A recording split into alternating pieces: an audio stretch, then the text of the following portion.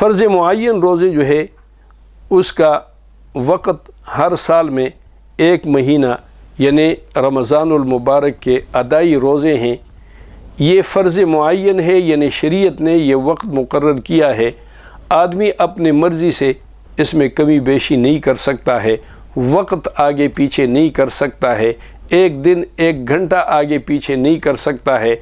یہ رمضان کے روزے ادا تب ہی ہوں گے جب رمضان کے مہینے میں یہ روزے رکھے جائیں۔ اگر ایک آدمی یہ کہے کہ میں رمضان کے مہینے میں نہیں رکھتا ہوں، کسی اور مہینے میں ایک مہینہ روزے رکھ لوں گا، تو یہ اس نے فرض معین ادا نہیں کیا بلکہ فرض معین کو اس نے قضا کیا۔ دوسری قسم ہے فرض غیر معین روزے۔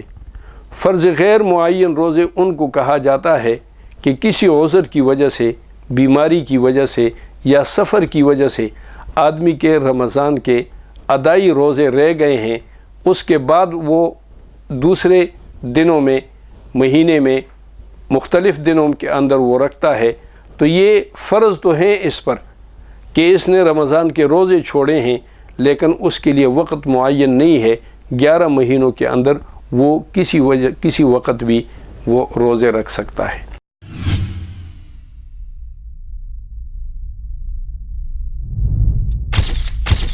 Message TV.